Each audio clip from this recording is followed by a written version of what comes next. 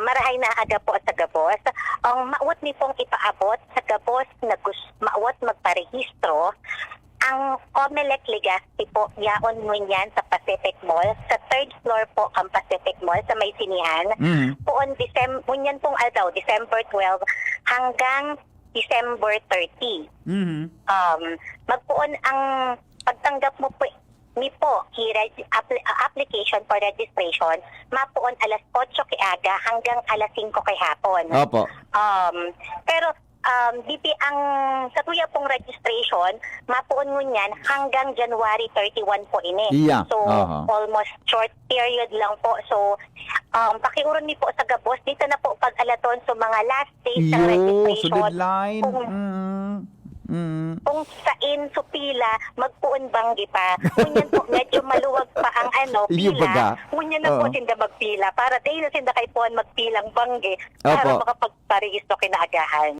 Nagtatanggap po kami ngunyan si mga SK, para sa SK, kaipuhan po, Filipino citizen, residente po ang barangay for at least 6 months bago mag-eleksyon. Opo. And ang edad po, qualification pag SK, 15 years old hanggang 30 years old. Opo. Qualified po sinda sa SK. So mga regular voter naman po, same po BP, Filipino dapat ang residency kay puhan 6 months. Bago mag-election, residente sinda kang barangay kung saan po sinda maparehistro. And ang edad po, 18 taas po. Para sa mga po, bago pong botante, kaipuhan lang po ninda magdara kay valid ID. Valid ID, okay. Opo. Duman po sa mga SK,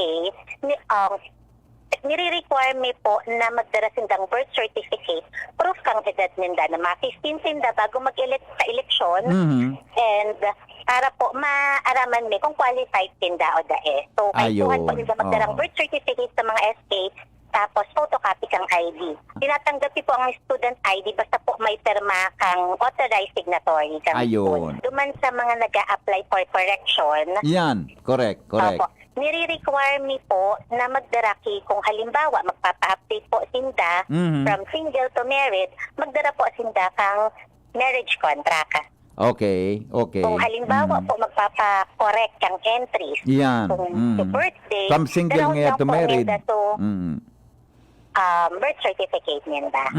Iba po ang transfer. Opo. Transfer from one city to another city or municipality or transfer from sarong barangay to another barangay. Iyon. Ano po ang requirement naman, Madam Attorney? Same po. Valid ID lang din po. Ano po, pag-abot dyan na lang ma-fill out kan mga papel na kinakaipuhan?